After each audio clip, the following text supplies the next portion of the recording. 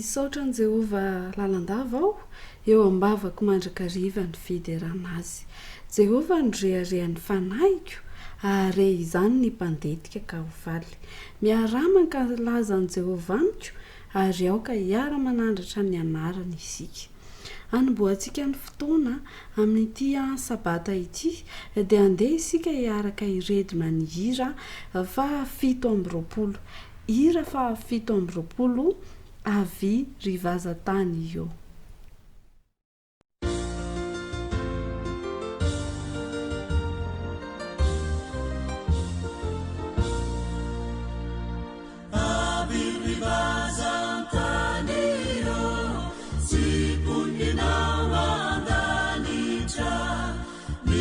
Sabeu camira mi fala vutandeibe saya mutena marube devitare camidera saya mutena marube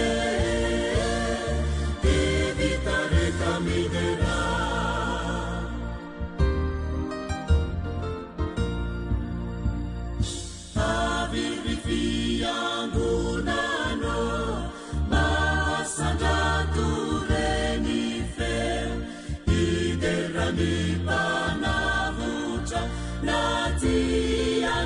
Jaziza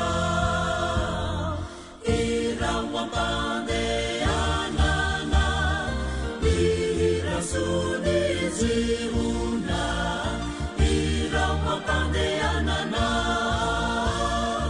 ira suniziuna.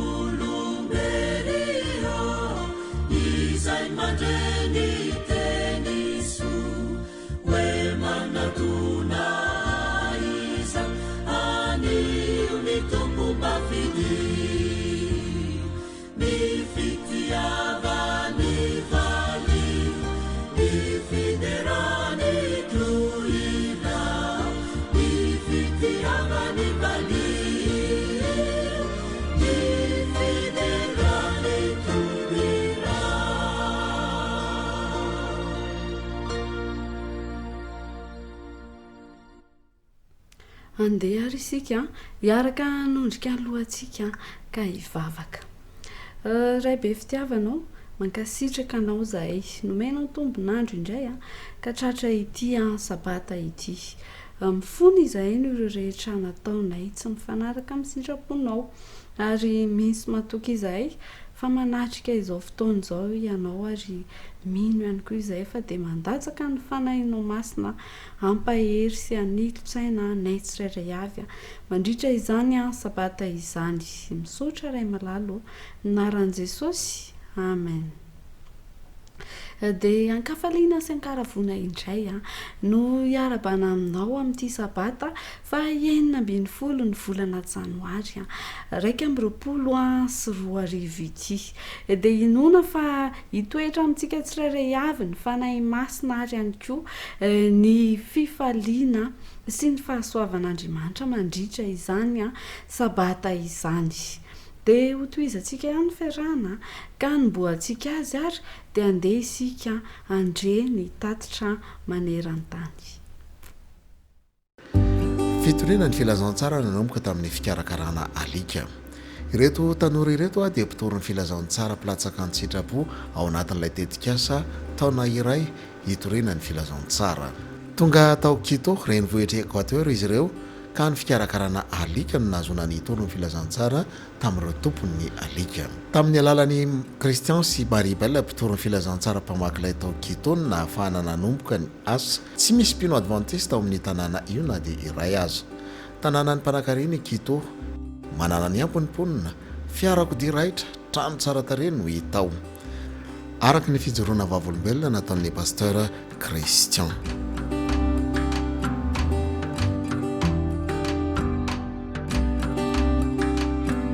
Tena nanansoatra tokoa ny fifandraisana tamin'ireo mponina tao Kito, araka ny fanazavany Maribel vadiny pasteur Christian.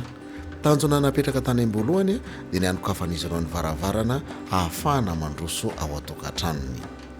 Taoriny fanadihadinana tao teo amin'ny tanànany Kito dia ny tena ilain'ny mponina tao an-tanàna dia ny fitadiavana olona hikarakara ny alikan'izy ireo sy ny fitsaboana azy rehefa marahary izy na mitondra ireo alika mitsangatsangana ihany koa. Ireo tanora mpilatsaka ny sitrapo tory ny filazantsara avy any amin'ilay tetika asa taona iray hitoriana ny filazantsara no natsony Christian sy Maribel hanampy azy ireo amin'ny fikarakarana ny alikan'ireo mponina tao Kito. Nisy ny hetsika fikarakarana sy fitsaboana ireo alika tamin'ny alalana izany na ahafahana ny fandray tamin'ireo mponina sy tompony ny alika tao an-tanàna. Vokany raikitra ny finamanana, afaka nitsidika teny amin'ny isa-tokantrano izy ireo tamin'ny alalan'izany finamanana izany no nahafahana nanantanteraka fiarahana mianatra soratra masina ka nahatonga azy ireo hanolotra ny fony ho an'i Jesosy. Nahatsiaro fifaliana tokoa i Maribel satria maro ireo olona nanolotra ny fony ho an'i Jesosy. Nanomboka fantatra izy ireo ilay Andriamanitra fitiavana aloha ranon'ny fanantenana izay ny ekeno tompon'ny fiainany. Amin'izao fotoana izao ary dia efa mijoro ao Kito ny fiangonana adventiste ary efa misokatra isan-tsabata handraisana ny fitaom-pivavahana. Manasahy, manasanao hitondram-bavaka izany fitoriana ny filazantsara ataon'ireo mpilatsaka ny sitrapo ao Kito ireto miaraka amin'ny Christian sy Maribel amin'izao fotoana izao.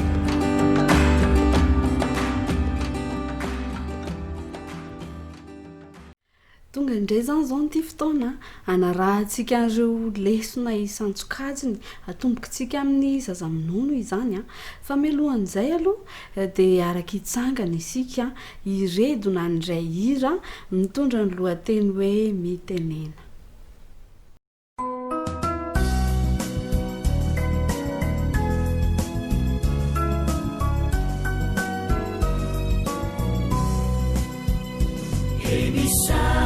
Chanao Jesu malalo chachizao futona mamizao yanaranai atungu chao izai piana chao kuambitenena le Jesu malalo izai yanuchalana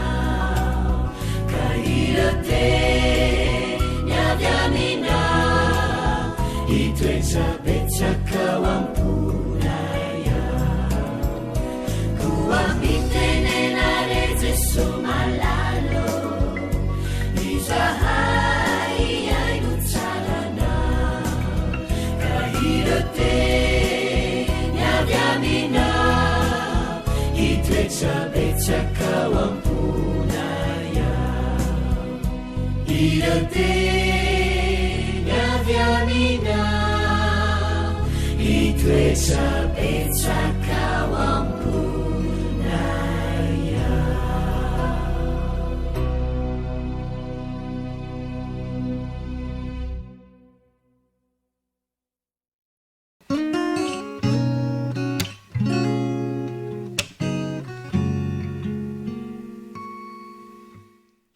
Tonga indray ny fotoana mahafinaritra, fotoana ny zaza-minono indray zao.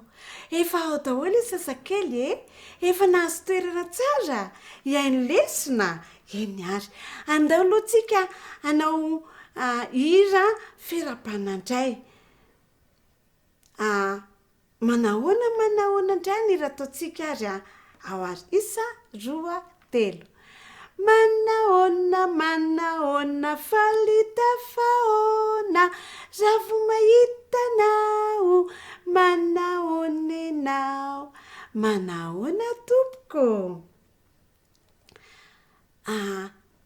lesona voalohany ihany tsika zao raka izy ahoana moa le lohateny efa hay tsara ngamba le lohateny ahoary lesona voalohany jesosy zaza ilay mpanampy mandrakarivo ty anjery nano I jesosy eny ary efa samy mahay an'izay daholo zao nekizy rehetrarehetra inamoa nataony jesosy rakizy tia manampy izay fa nampiany jesosy nanampy any neny izy nanampy any dady izy nanampy ny biby kely izy nanampy ny zavamaniry izy tondrany ny zavamaniry manampy ny olona rehetra manodidina azy I jesosy ary jesosy koa tia mianatra nina moa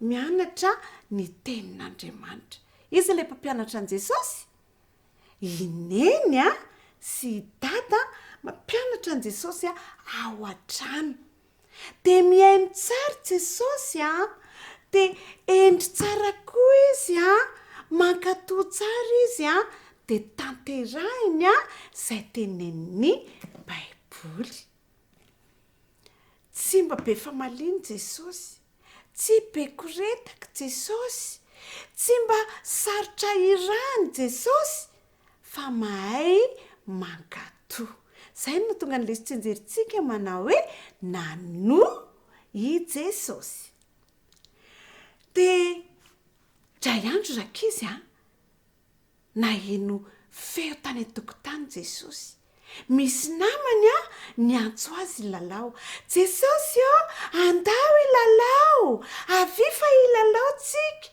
de hoy jesosy andraso aloha fa mbola manampy aneny ahy mbola manao rarana eny de mbola manampy aneny de rehefa ave koa izy de nakany ambanitray izy de nakao amin'ny dadany de nanampy any dadany koa jesosy ny raisiny ny marito de kapokapoka izy miasa manampy any dadany I jesosy mamafa ny fiasanany dadany any koa I jesosy mamafa ny latabatra fiasan'ny dadany any koa izy indraindray koa izy manendaka fantsika tsinety de endany amin'ny tony fitaovany tony manampy any dadany I jesosy tsy mba manimba zavatra zany jesosy fa miasa tsara izy ary rehefa vita ny asany ao an-trano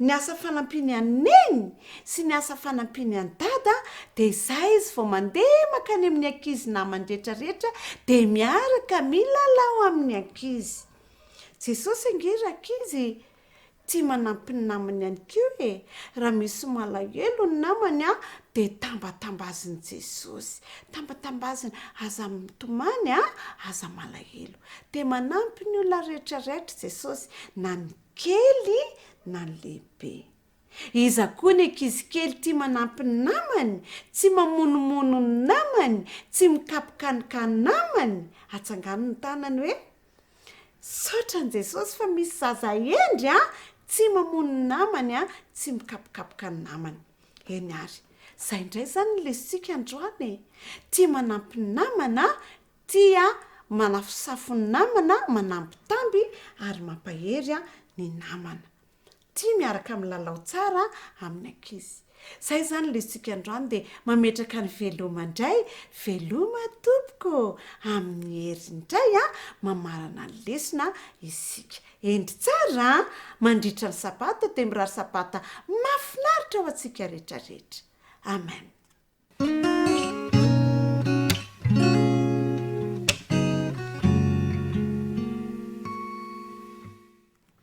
faly fifarabantsika rehetra indray rakizy tratra zao sabaty zao mianylesina atsika zao a sazabody indray zao ny lesina atsika lesina fafiry moa tsika androany lesina fatelo totra lohateny hoe very fahita indray very fahita indray nitsejery a iarahantsika manao mafy be fefa nataontsika nandritra ny herinandro zany a de fa aitsika daholy niaraka manao mafy be a ary Jesosy ny tombo saina sy tena aferin'Andriamandeha ary Jesosy ny tombo saina sy tena mahay be daholo ny ankizy kely rehetrarehetra inona ny tena tianareo atao rakizy rehefa any am-piangonana mihira ve sa anao tsenjery sa mahita namana sa mihaino tantaran'i Jesosy be da be mihitsy zavatra ataontsika rehefa any am-piangonana rehefa amin'ny sekoly sabata reny a tena be da be mihitsy rehefa sabata koa Jesosy rakizy a de mamonjy fiangonana eo amanodidina zareo a eo amin'ny tanàna zareo ihany fa indray mandeha isan-taona izy rakizy a de makany amin'ny tanàn-dehibe mandeha mamonjy fiangonana ngeza be rehefa nandeha tany zareo rakizy a de rehefa miditra am-piangonana Jesosy a de mivavaka izy mihira izy nahagaga fa ny mpampianatra tao amin'ny fiangonana ohatrany hoe pastera lolona tao amin'ny fiangonana nakeo an-tongotry Jesosy daholo de mihaino de mametraka fanontaniana de mihaino fampianaran'i Jesosy mahagaga zany a de tena liana be daholo a ny olona rehetrarehetra mihaino an'i Jesosy tamin'io fotoana io a tsy fantatry dada sy neny mihitsy tsy fantatry Josefa sy Maria hoe Jesosy anika nijanona tao am-piangonana fa zareo lasa nody tany an-tranony nareo ve efa very efa nisy taona ve nareo tsy nahita ny dada sy neny de inona nataony dada sy neny inona nataonareo zao a mety hoe nitomany mety hoe nalahelo mety hoe tsy fantatra hoe mety hoe nipetraka de dada sy neny koa mety nalahelo izy mety mipenipenina mihitsy izy lasa izy makary de tady anareo foana nataony manontany olona de toy izany koa nataony Josefa sy Maria rakizy rehefa tonga tany an-trano zareo hoe tsy nanaraka an zareo kay i Jesosy ny penipenina zareo ny tady manontany olona so de hitanareo Jesosy le zazalahy kely ohatry zao iny le Jesosy kely iny de ny olona rehetra mamaly tsy hitanay lasa Josefa sy Maria rakizy mitady eraka an'le tanàna ngezabe mihitsy mitady tany etsena ka tany am'izay toerana rehetra nandalovan'ny zareo na tany avokoa rehefa tena vaky saina zareo de hoe zary fa zary Jesosy sady mitomany malahelo tena tsy hitantsony vizaka de ndao ary sika ao any am-piangonana fa so de any am-piangonana ary izy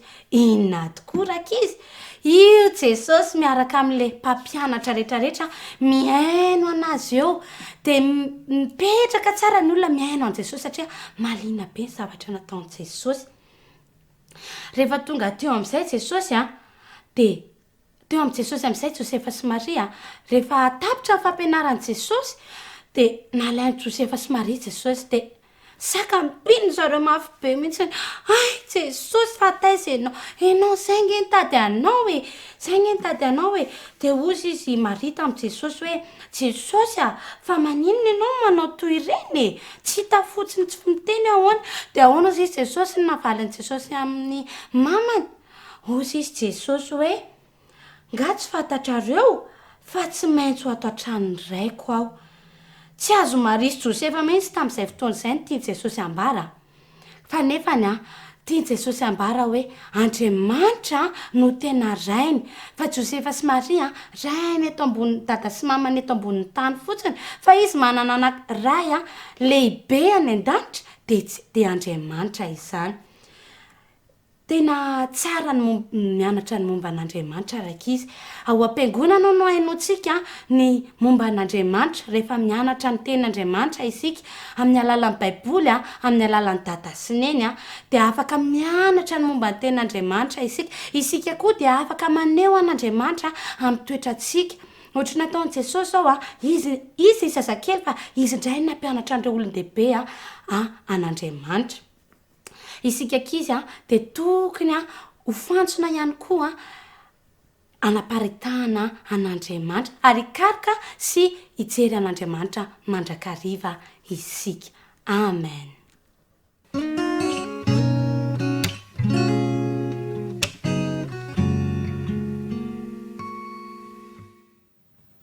salama daholo ianareo rakizy, inona ny vaovao? Mino fa samy manana ny vaovao daholo isika, fa ny tena vaovao mahafinaritra dia hiaraka eto isika hamerina ny lohahevitra fahatelo. Lohahevitra fahatelo, Abrahama tonga mba hamonjy. Aninona hoy Abrahama? Abrahama tonga mba hamonjy. Izany lohateny lohahevitra izany dia efa manambara amintsika sahady fa itoy izany ny tantarantsika dia ny tantara ny Abrahama. Fa mialoha izany anefa dia andeha averina ny andalan-teny fitadidy. Ny andalan-teny fitadidy ao amin'ny Galatiana 5:5, andininy 7:12. Mora kely ilay izy, mino fa mahay daholo ny ankizy rehetra. Manao hoe famifampo amin'ny fitiavana. Ahoana tsara hoe famifampo amin'ny fitiavana. Galatiana 5:5, andininy 7:12. Monina tao an-kanana tokoa ary izao rakizy, Abrahama sy ny fianakaviana sy ireo olona rehetra izay nanaraka azy, ary anisan'izany ilota zana-dralany. Notahian'Andriamanitra fatratra izy ireo ka dia nitombo harena. Tsy afaka niara-mipetraka intsony izy mianaka taty aoriana satria dia samy nitombo ny harenan'izy ireo, ka dia nanapa-kevitra ilota fa andeha hipetraka any Sodoma. Ka i Abrahama nijanona tao amin'ny tany Kanana, ilota nipetraka tany Sodoma. Indray andro ary dia reny Abrahama fa nisy olona tonga miaramila, tonga nanafika ny tanàna Sodoma, ka dia lasa babo-tany ilota zana-dralany sy ny fianakaviany manontolo miaraka amin'ireo vahoaka maromaro. Rehefa nahenao izany Abrahama dia tsy tafandrimandry izy fa tonga dia nangataka tamin'Andriamanitra hoe inona ry Andriamanitra ny tokony ataoko amin'izany? Dia namaly vavaka avy hatrany Andriamanitra, namory ireo mpanompony sy ireo vatan-dehilahy izay efa vonona hiady i Abrahama, izay miisa 813. Dia nentin'izy ireo andeha hanafika an'ireto fahavalo izay nanafika ny tanànan'ny Sodoma ireto. Nanao paikady tokoa i Abrahama tamin'izany, ka dia niteny hoe raha alina fomba nafika an'izy ireo fa samy saratsaraka. Dia samy naka fakitra izany ahafana manafika rehefa nitompo teo amin'ny toerana anankiray atao hoe Dana ireto fahavalo ireto. Tonga ary ny alina tapoka tamin'ny fahavalo ny fanafiana, ka dia inona hozy izy nareo zavatra serak'izy? Natahotra mafy ny fahavalo ka dia lasa nandositra. Tsy nahatondra na inona fa tavela teo ny lainy ireo fananana rehetra izay nangalarin'izy ireo tany amin'ireo firenena izay efa nitafiany, ary ireo vahoaka babony koa. Nafahany Abrahama izany ireto babo vokatr'izay. Raha ny marina dia tokony ho lasa andevon'i Abrahama daholo ireo olona babo ireo, satria i Abrahama sy ny miaramilany no nahazo ny fandresena, kanefa ny tao an-tsain'i Abrahama dia ny hamonjy fa tsy ny hahazo harena, ka dia naveriny soma tsara nakany Sodoma daholo ireo vahoaka babo, ary anisan'izany ilota mianakavy izay zana-dralany. Ary ireo harena hafa izay nalain'ny fahavalo tsy avy tany amin'ny tany Sodoma, ireo izany no nalain'i Abrahama. Ka rehefa nandeha izy sy ny miaramilany no nizaran'ireo fananan'ireo, rehefa nandeha dia mifanena tamin'ny mpanjaka Salema, dia tsy iza izany fa Melkizedeka. I Melkizedeka izay mpanjaka Salema, ary tsy mpanjaka ihany izy fa mpisoron'Andriamanitra koa. Dia natolotry Abrahama azy ny ampahafolo ny zavatra rehetra izay azony. Ho fisaorana an'Andriamanitra, satria dia zava-dehibe loatra ny fitahiana sy ny fiarovana nataon'Andriamanitra tamin'izy ireo ka nahazoany an'izao fandresena lehibe izao rakizy. Manana lesona ngezabe ho antsika koa Jesosy ny amin'izany tantara mahafinaritra izany. Zava-dehibe tokoa rakizy ny fitiavana mamonjy ny hafa. Fa ny fanontaniana mipetraka dia izao, inona reny manosika anao hamonjy azy? Fitiavana valisoa ve? fitiavana deradera ve sa laza hoe amin'izay mba malaza fa nahavovonjy azy mino afa-tsy izany mino afa tsy izany ao am-pon'ny ankizy fa tahaka an' Jesosy izay namonjy antsika dia inona nanosika azy hamonjy antsika ny fitiavana ka dia namonjy tamin'ny mpitiavana i Abrahama. Itsika koa dia ampianarin'i Jesosy mba hamonjy ny hafa amin'ny mpitiavana ka dia izao ho zazanao fampiarana mahafinaritra be isika raha misy olona izay mila famonjena amintsika. Mety ho idady io mety ho zoky io, mety ho zandry io, mety ho namana any ampianarana, mety dadabe sy bebe tsy fantatry cheftaine fa mety maro ireo olona mila vonjy amintsika dia andeha ho vonjentsika izy ireny ary ho ataontsika ampitiavana izany satria Andriamanitra dia vonona ny anampy antsika amin'ny lafiny rehetra ahatotosantsika izany. Tadio fa na dia mbola zazary isika ka dia ho ankizy ho mpandresitsika tahaka ny Abrahama naharesy ny fahavalony. Dia izay indray loha hevitrintsika androany mirary sabata mahafinaritra ao mba hampitahiana mandrakarivo ho an'ny ankizy rehetra ny tenako. Dia veloma mandra-piona ho manaraka indray ny namanao Janine. Velome.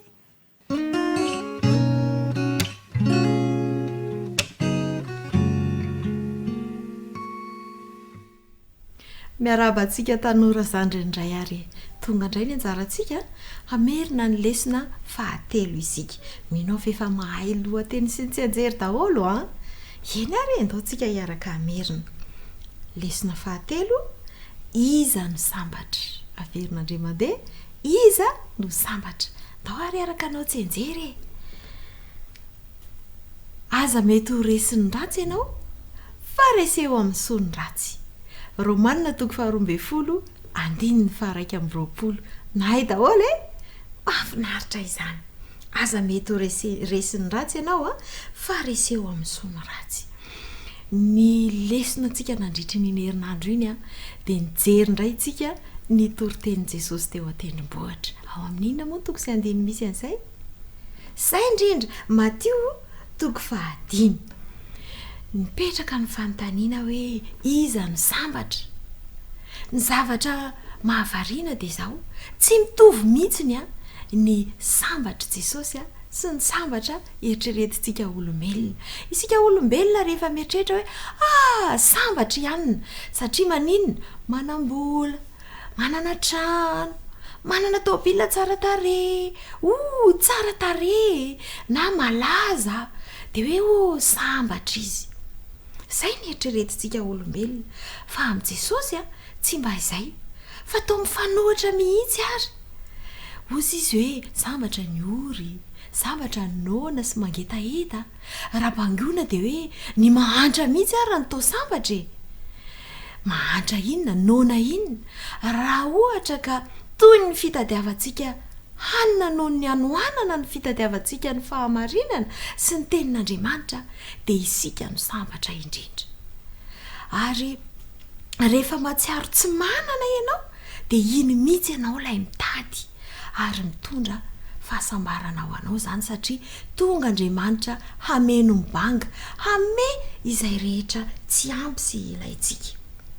Lazainy koa fa hoe sambatra amin'ny mpampiavana, sambatra izay enjehana, sambatra misy zavatra maro be izay ny anarantsika nandritra ny herinandro iny ny lazana ny hoe sambatra. Ary hita ao anatin'izay fa ny fahaizana mifandray amin'ny hafa no mitondra fahasambarana. Raha mahay mifandray amin'ny hafa isika sy mizara amin'ny hafa dia lazaina ihany koa hoe sambatra. Rehefa manome ny hafa isika tsy mila tambany. Rehefa manao zavatra tsara amin'ny hafa isika ka tsy miandro hoe rehefa mba hitany aho dia isaorany tsy miandry an'izany fa manao foana na hitany na tsy hitany, na misaotra izy na tsy misaotra, ary na fahavalontsika ary izy na mankahalatsika ary izy dia anaovantsika ny tsara. Izay ilay mitondra fahasambarana. Izay mihitsy ilay fahasambarana tian'i Jesosy ambara. Tao amin'ny Matio 5:7 dia nisy an'ilay lalàna volamena. Tadidinareo ve? Izay tianao ataon'ny olona aminao dia mba ataovy aminy kosa tahaka izany. zay le lalàna volamena ary zay le toetra tokoa tiany Jesosy ho alaintsika tahaka izay nolazainy tao anatin'ny lesona izay ny anarantsika. Io lalàna volamena io dia ny fitiavana ny hafa tsy misy tambony, tsy misy fanontaniana, tsy misy hoe satria. Ary izay fitiavana izay no tian'Andriamanitra ataontsika. Izay ny tia ny ifandraisantsika amin'ny hafa ary izay no mitondra fahasambarana. Te ho sambatra ve ianao? Fahasambarana iza ny tianao ananana? Fa ny fahasambarana omeny Jesosy dia fahasambarana maharitra mandrakizay. Maharitra mandrakizay. Mba tianao ve ny anana an'izany? Nanapa-kevitra ary ve ianao? Satria nampianarin'ny lesona isika fa manompo an'Andriamanitra isika rehefa tiany olona izay tsy mahateo ho tia. Ary manome voninahitra an'Andriamanitra isika rehefa manompo an'ireo olona izay eritreretintsika fa tsy mahateo ho tia ireo. Dia afaka ny hanapa-kevitra ho amin'izany ianao. Mino afa efa nanapa-kevitra daholo. Dia hatreo ariny mirary soa antsika tsirairay ary mahazotoa mandrakariva mianatra ny tenin'Andriamanitra. Mandra-piona indray ary.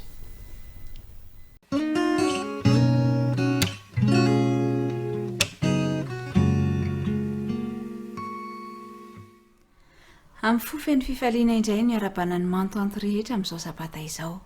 Ampatsahivina sy ampahafantarina fa ny mantoanto dia ny 13 taona sy ny 14 taona. Nianatra lesontsika tamin'iny herinandro iny izay nitondra ny lohateny hoe mivelona tsy ho an'ny tena ihany. Mivelona tsy ho an'ny tena ihany. Ny tsenjery dia mino fa mahay isika rehetra. Ao Mateo 4:20 fa 4:20. Ndeha arahantsika mamerina izany tsenjery izany. Ary hotoriana amin'izao tontolo izao ity filazantsara ny fanjakana ity ho vavolombelona amin'ny firenena rehetra izay vao tonga ny farany. Mateo 4:20 fa 4:20. Tamin'ny fiafaran'ny ady lehibe faharoa dia niroborobo ny fiangonana adventista tany amin'ny faritra Eropa. Nafana fo ny fiangonana tamin'izany fotoana izany ary Jonathan dia anisan'ireo mpapiely-boky izay tia nizara ny asa soratra tenin'Andriamanitra tamin'ireo manodidina azy tamin'ny tany lavitra rehetra. Voarara nefany ny fizarana ny tenin'Andriamanitra tamin'izany fotoana izany ary tsy voatana nefa Jonathan fa nandeha ny asa nanao asa fitoriana mandrakariva ka nefa rany dia voasambotra izy, nokapohana mafy ary nampidirina ponja. Rehefa nahiditra ponja izy dia tsisy afa-tsy azo fisaka mba nafahany natory atao amin'izany fonja izany, tsisy lamba, tsisy ninina. Kanefa ny fitantaran'i Jonathan taty aoriana dia hoe ny alina natoriany tao ponja no alina feno fiadanana indrindra teo amin'ny fiainany satria naninona? Satria natsapa izy fa niaraka taminy Jesosy teo anilany teo Jesosy nandritra izany alina natoriany tao ponja izany.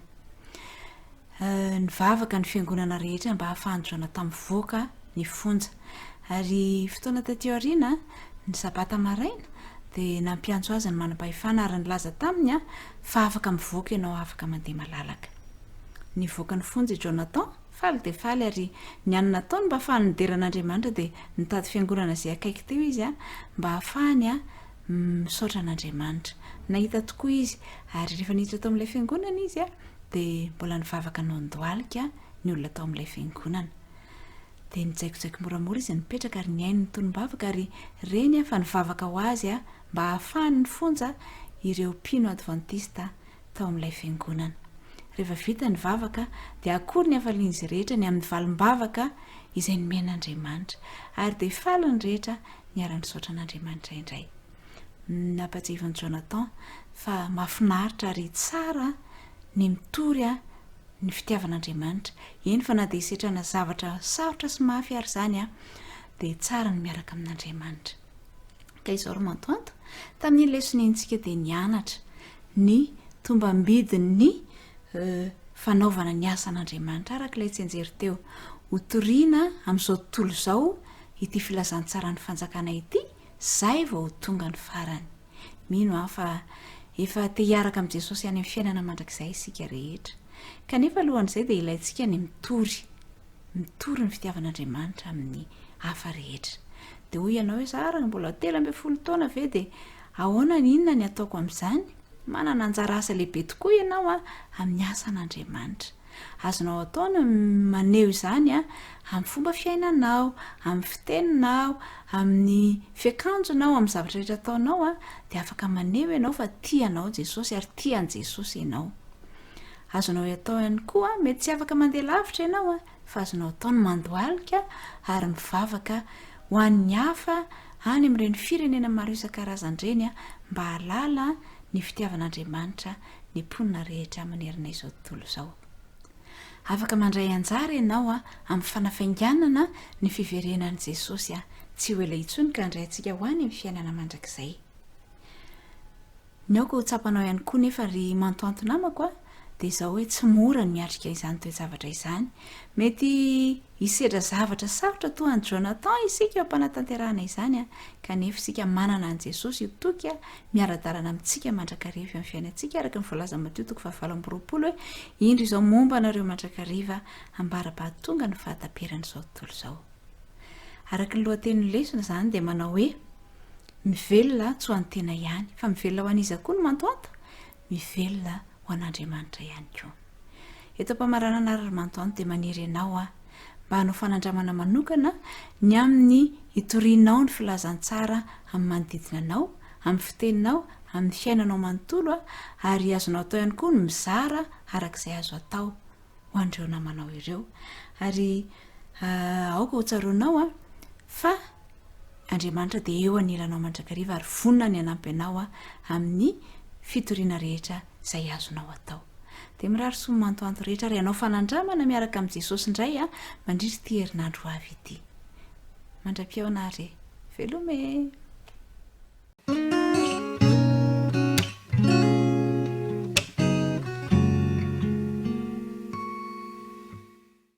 Endrika falifaly endrika miramirana mandrakariva no iarabanantsika zatovy namana rehetra amin'izao fiaraha-mamerina ny fianarana ny tenin'Andriamanitra izao. Lohateny anankiray sarobidy manao hoe araka voalaza amin'ny Galatiana 5:4 sy 5 manao hoe fa rehefa tonga ny fotoanandro dia nirahan'Andriamanitra ny zanany nateraka ny vehivavy nateraka atao ambany lalàna anavotana izay ambany lalàna mba handraisantsika ny fanangana nanaka. Zay no andinin'ny fototra. Ny lohateny moa dia hoe miverina amin'ny vanim-potoana nahaterahan'ny-mpamonjy. Miverina amin'ny vanim-potoana nahaterahan'ny-mpamonjy. Dia raha iverenantsika tokoa ny tantara ny jiosy dia tena ny andrandra ny fahatongavan'ny mpamonjy. Ka rehefa mihira izy ireo na dia mbola tsy tonga aza ny mpamonjy dia efa ohatrany hoe ho avy ny mpamonjy. Rehefa mivavaka izy ireo dia zay mandrakariva ny ao anaty ao ho avy ny mpamonjy. Ny fampivavahana rehetra zay natao ho avy ny mpamonjy. Eny fa na dia ny faminaniana zay nisy aza dia ho avy ny mpamonjy. Nzatra nampalaily nefa dia zao na dia izany aza rehefa tonga ny mpamonjy dia tsy fantatra izy ireo kanefa dia efa niantrona andritra ny 2 taona mahery.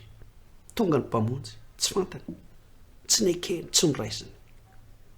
Lesona voalohany zany dia zao ny mpamonjy rehefa lazain'ny baiboly hoe ho avy dia tsy maintsy tonga.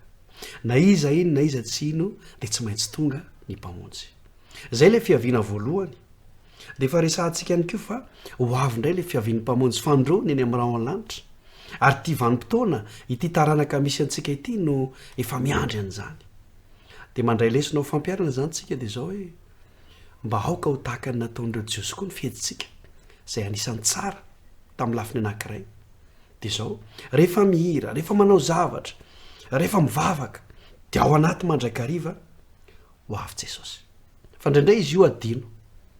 Fa rehefa mihira ninonino nataonao dia ho avy Jesosy. Zay zany ny fampiarana voalohany. Fa ny faharoa rehefa iverenantsika ihany araka ny lohateny hoe miverina ny amin'ny vanim-potoana nahaterahan'ny-mpamonjy dia ity bevoky Maria. Fa iza moa i Maria? Maria dia vehivavy tsotra ny aina tao Betlehema, Efraita. Zay lazain'ny ny baiboly mahakasika azy betlehema efraita tanàna kely tsy tokony ho isan'ny jodakory azo lazaina hoe quartier kely zay tsinitsinina fen'olona mahanitra maditra tany ange marino mipetraka kanefa tao anatin'izany tanàna izany tao anatin'izany toerana izany de nisan'ny Maria vehivavy madio anaovantsika fanandramana ihany koa zany naizanaiza toerana misy anao ninina karazana hoe quartier misy antsika tsy haiko hoe mety olona feno maditra ve tsy fantatro fa tokony mbola ho Maria ianao mbola misy olona ao zay madio na ara-pitondran-tena na ara-tsaina na ny ao am-po madio tsy ekena mihitsy zany le hoe ka satria efa maloto ny fiarahamonina de zao maloto zao koa maditra ny fiarahamonina de zao maditra izao koa tsia vaoka tsy ho izany fa ianao dia madio na de mety hoe maloto aza ny manodidina ianao de endry na de hoe maditra aza ny manodidina zay ny mahakasika ny Maria de eo ihany koa Josefa zay vady Maria satria io no ny atombohan'ny tantara ny amin'ny jeritodika mahakasika ny lohatenin'ny lohahevitsika Josefa de lazain'ny baiboly fa lehilahy marina sady tsy te hanala baraka ny Maria de irariana koa ny zatovy lehilahy rehetra mba ho lehilahy marina tsy te hanala baraka ny hafa mbola misy an'izany ve de aza mitady an'izany fa aoka mba ho hainao le izy mba ho vehivavy tahaka ny Maria zany vehivavy ary mba ho lehilahy marina tahaka ny Josefa ny lehilahy rehetra zay ihany koa zany ny fampiarana faharoa mahakasika ny amin'ny lohahevitsika tamin'ny herinandro rafitinina de isaorina ianao naharitra ny hainao hatramin'ny farany ary de mampirisika atsika azoto mandrakariva hianatra ny ten'Andriamanitra mandrapiresaka indray ary tsy avelantsika ho diso anjara akory ny tanora zokiny eo ihany koa ny lehibe fa mialohan'ny anarahantsika ny ireo lesona ireo de andeha isika hiaraka iredona ny hira fa 9:20 hira fa 9:20 mitondra ny lohateny hoe jiro mazava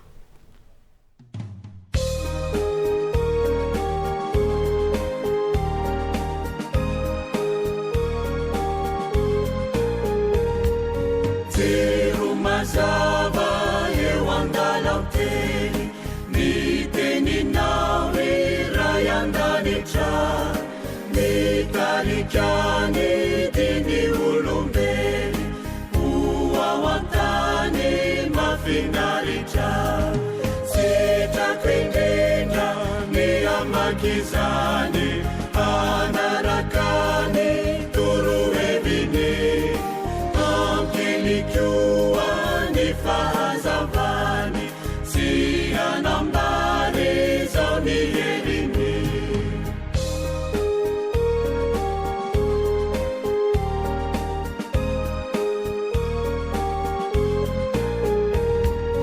fandrika maro no mivelatreny andalana izay di avekio nefa matoky findroreny teny dia mitsilo ny finoako sitrako indrindra ny amakizany anarakany toroheviny ampilikioa ny fahazavany sy anambary zao ny heliny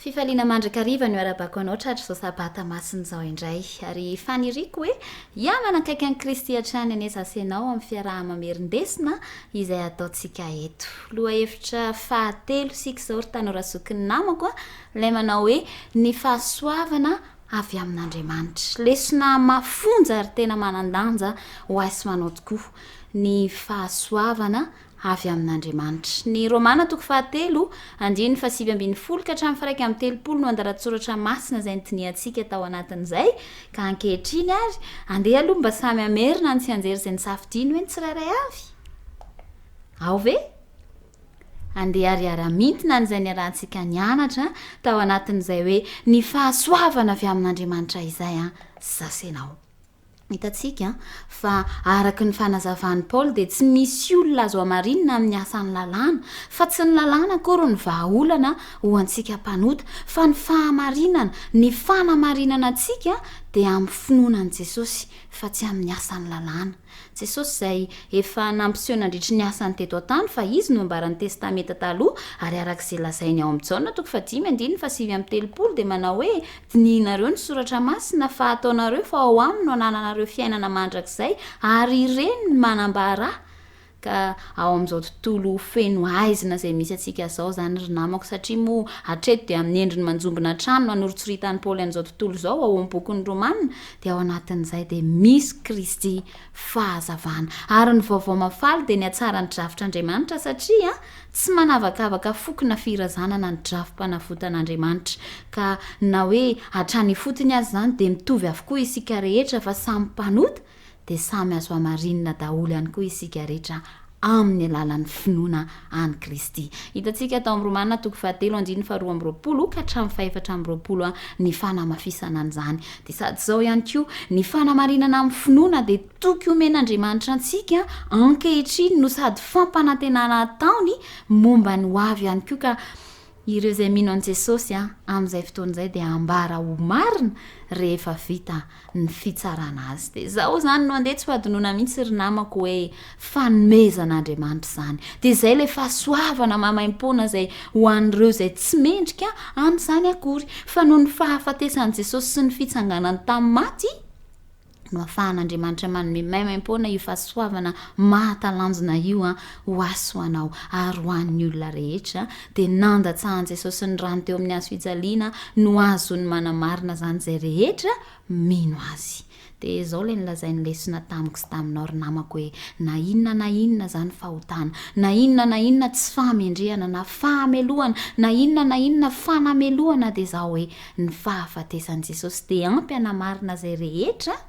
mino azy ny fahafatesan'i jesosy dia ampy anamarinana izay rehetra mino azy ary jesosy ary manazava mihitsy fa diso famaky ny soratra masina isika olombelona raha mihevitra fa ny soratra masina amin'ny mahavonjy atsika fa satria manambara an' jesosy ny soratra masina dia jesosy ihany no afaka mamonjy atsika dia rehefa mamaky ny soratra masina isika dia tokony hitadika ahitan'i jesosy satria raha tsy izay dia manjary verintsika ny zavatra rehetra ka raha ohatra zany ry namako teo aloha ny fantoka tamin'ny tenantsika isika raha ohatra ka tsy nino sika teo aloha fa jesosy aneno ilay any mpamonjy velona ary mbola nevitra sika teo aloha fa hamonjy atsika ny fahamendre atsika na izay mety heverintsika ho zava-bitatsika manomboka androany andeha anaiky fa ny fahasoavan'i kristy no an'ny fanantenam-pamonjena ho antsika ary ao amin'ny kristy ny fanantenantsika ao amin'ny kristy ny fanamarinana antsika ao amin'ny kristy ihany koa ny fahamarinantsika dia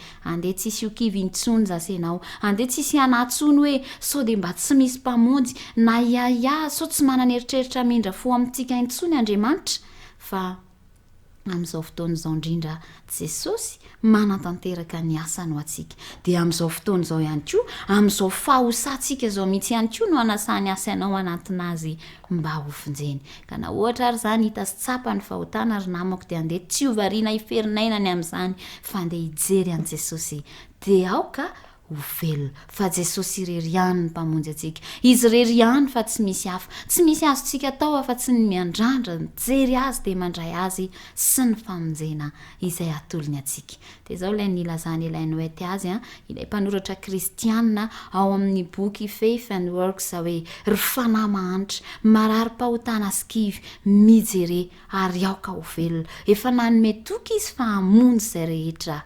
manatona azy ka Andriamanitra ny hitahiry asa ianao iray aminy anantona azy isanandro tsy hovariana na ho ketraka ety fa hijery an' Jesosy foana ary ho velona mirary sabata feno fitahiana ho anao ary mirary fiarah-mianatra vaovao hitondra fitombona ao amin'ny Kristy ho anao indray ho amin'ny herinandro manaraka dia mandra-pionary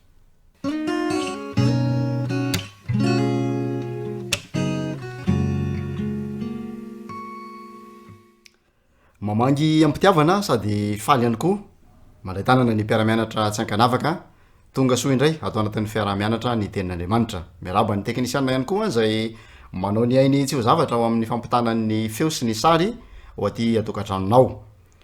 Herinandro fahatelo amin'ilay loha ivdebe hoe ampionono ny oloko no iverenantsika hojerenana io ka ny lohateny de manao hoe rehefa maketraka ny toejavatra iainana, rehefa maketraka ny toejavatra iainana. Melohany andraisantsika ny ten'andriamanitra ary dia fifaliana ho any manasanao a andaontsika hiaraka ivavaka. Raha iny tsara sady be fitiavana ny an-danitro misaotra sy mideranao zay satria tsara ianao, lehibe ianao, mahagaga ianao, kanefa be famindrampo sy be fitiavana ihany koa. Ka izany indrindra no maheto anay amin'izao fotoana izao. Atsiasy amintina indray reo loha hevitra lehibe zay nisongadana rehetra ny herinandro iny. Aoka ny fanainao masina no mpampianatra ekenteny amin'izany fiarah-mianatra taona izany ka ampatsiaro anay ny zavatra rehetra. De amela ny eloka ihany koa ianao ka anatrika amin'ny fafenony n'izao fotoana izao mba ho voninahitra ny anaranao amin'ny anaran'i Jesosy. Amen. Herinandro fahatelo rehefa maketraka ny toejavatra iainana. Ao amin'ny Isaia 7 ny andininy fahasivy tapany faharoa no andininy fitadidy ho antsika nandritra ny herinandro iny. Mino fa maro amintsika no mahay an'izany tsy anjery satria fohy de fohy lay tsy anjery zay nataontsika tamin'izany herinandro zany. Raha tsy mety mino ianareo dia tsy ho tafatoetra. Isaia 7 ka ny andininy fahasivy tapany faharoa. Ry mpiara-mianatra namana, ny fanandramany ahaza mpanjaka no nanatsoatsika lesona tamin'ny fiarah-mianatra zay natao. Ka andeha ho zaraintsika anankitelo ny famtinana n'izany tantara zay niarahantsika nianatra teto izany.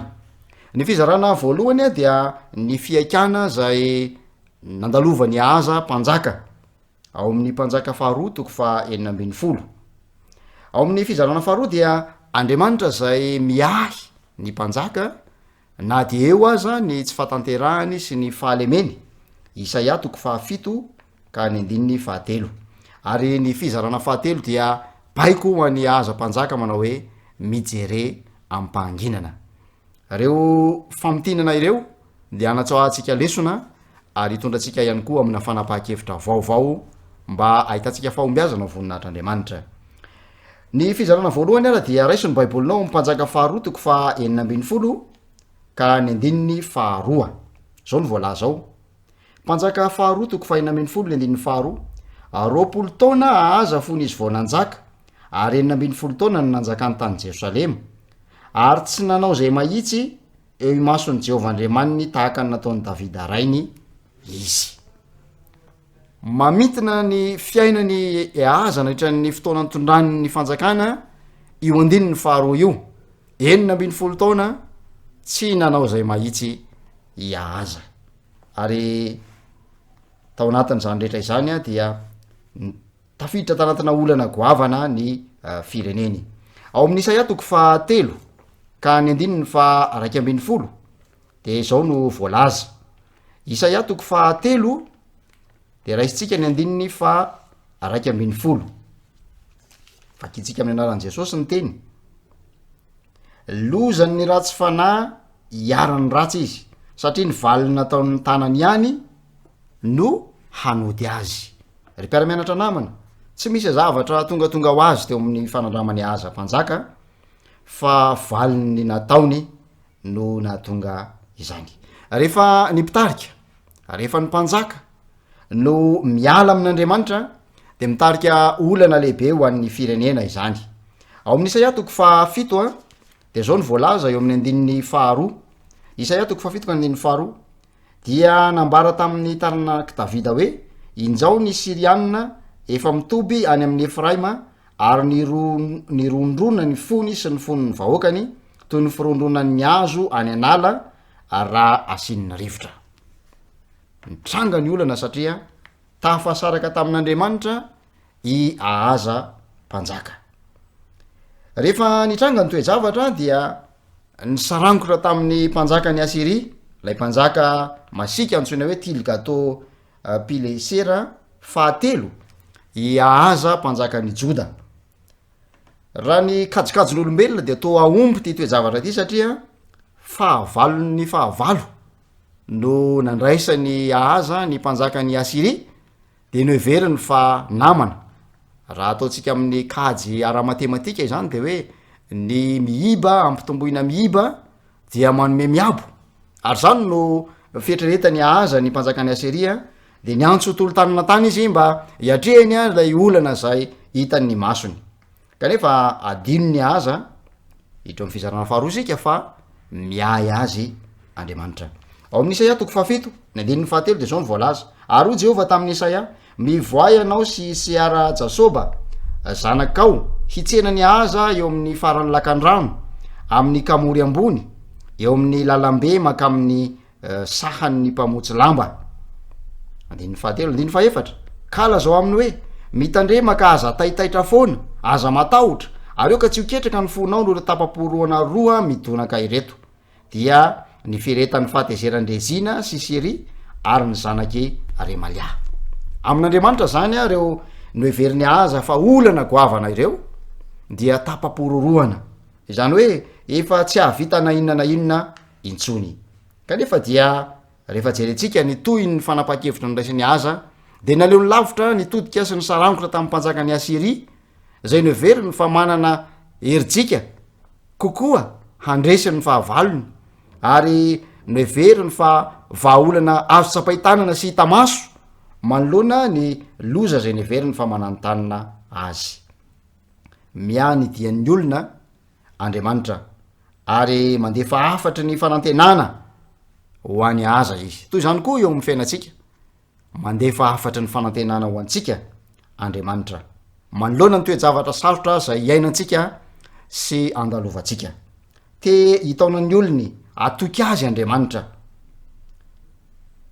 samihafa ny fijeritsika sy ny fijerin'andriamanitra ny fijeriny azany Siria sy Israely de tahaka ny tenomohitra misy volkano ipoka ka andevona azy raha toa kosa ny fijerin'andriamanitra izany de tahaka ny tapapororoana anakiroa zay tsy hafa efa nininna eo aminy tsy mitovy zany ny maridrefy eo am-pialatanantsika sy ny eo am-pialatan'andriamanitra raha ny fotoana fotsiny no nde horesahana de milaza ny apôstôly petera fa nindray andro amin'ny tompo de tahaka ny arivo taona zany hoe tsy mitovy mihitsy ny refy eo am-pialatanantsika sy eo am-pialatan'andriamanitra ko ka atoky an'andriamanitra isika satria mafehy ny zavatra rehetra izy raiky tahotra iahaza raha hiditra eo amin'ny fizarana fahatelo isika ary fahadisokevitra ny afara tamin'ny fisarana tamin'andriamanitra no nateraky zany tahotra izany tsy ninony reo toromarika zay men'andriamanitra ao amin'ny Isaia toko fafito ka ny andinin'ny faefatra manao hoe aza taitaitra foana raha ataontsika amin'ny fiteny mahazatra antsika andavanandro de hoe aza mikoropaka aoka ho tony zany no tian'andriamanitra aseho an'ny mpanjaka aza na dia mpanjaka tsy nanao zay setrak'andriamanitra aza izy namindra fo tamin'ny andriamanitra ary nanome toromarika azy aza matahotra ary aoka tsy hoketraka rehefa mikikika isika rehefa miantsoantso isika de tsy retsika io feon'andriamanitra zay miteny io ao amin'ny Isaia toko fafito ny andininy fafito dia ny teny tamin'ny alalan'ny Isaia mpaminany andriamanitra Isaia toko fafito ny andininy fafito de izao no lazain'i Jehovah tompo tsy ho tanteraka izany ary tsy hisy izany ry mpiara-mianatra namana raha toa ka omen'andriamanitra anao zany teny fikasana izany androany tsy ho tanteraka izany ary tsy hisy izany manoloana ny loza zay mananontanina move mbola atahotra ihany sika move mbola hitady vahaolana any ivelany ihany sika ka anome voninahitra ny mpanjaka ny jentilisa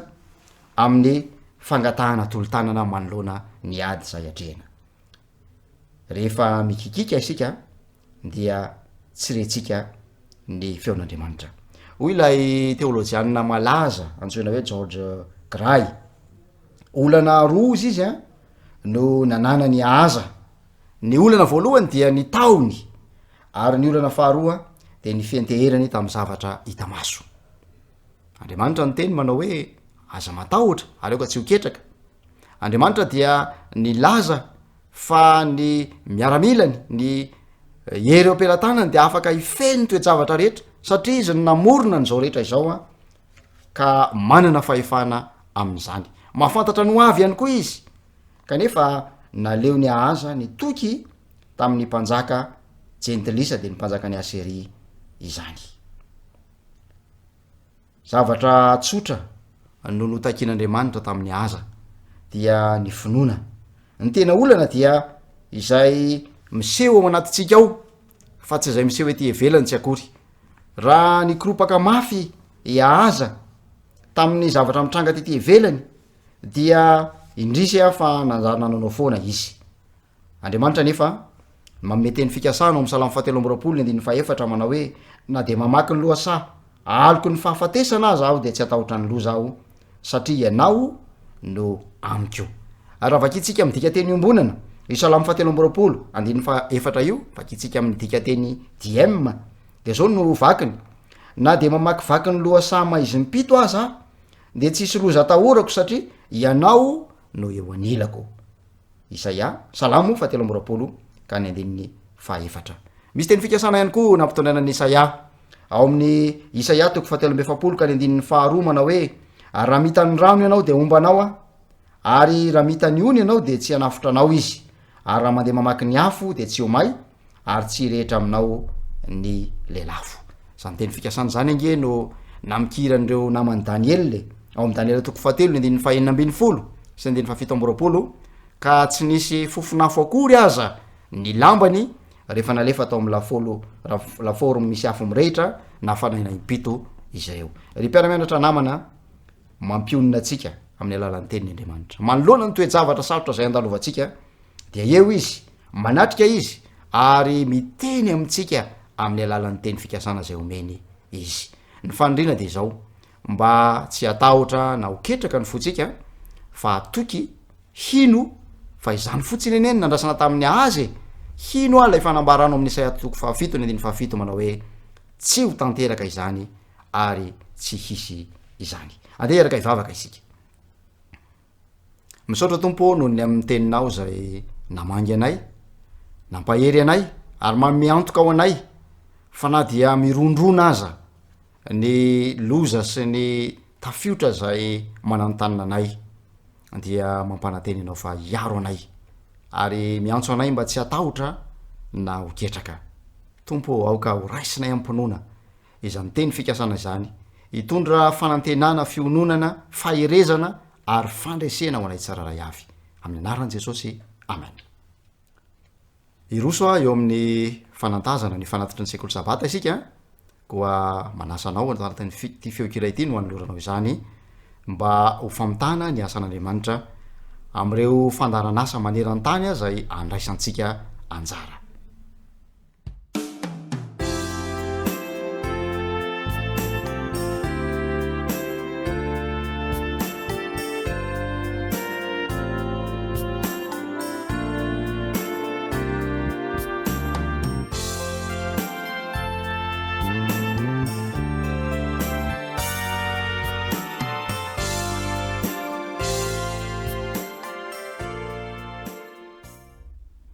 ivavaka ho an'ny fanatitry ny sekoly sabata isika misaotra tompo noho ny tombontsoa nomenao anay ny fitahina rehetra zay narotsakao ary ny fahalalan-tanana zay omenao ihany koa nahafahanay nanokana sy nanolotra ampahany tam'izay nitahinanay mba ho fanehoana fiarah-miasa aminao ta io zany mba ahavita tokoa izay nikendrenao azy dia matoky zay fa amin'ny fotoana manaraka de afaka anao bebe koa noho izany indray no reo fitahina zay fampanantenanao sahady faharotsakao eo amin'ny fiainanay ataonay nivavaka amin'ny anaran'i Jesosy amen de maneo fankasitrahana sy fankatelemana eram-poeran-tsaina ho anao zahay naritra ny aino sy nijery ny fandarantsika hatramin'ny farany reo mpiaramiasa rehetra de soloko tena eto manao zay manapitafa manapiteny izay indray ho amin'ny manaraka indray ary maneo fankasitrahana ihany koa ny teknisianina zay napita ny sary sy ny feo tatia tokatrantsika tsararay avy samotain'andriamanitra e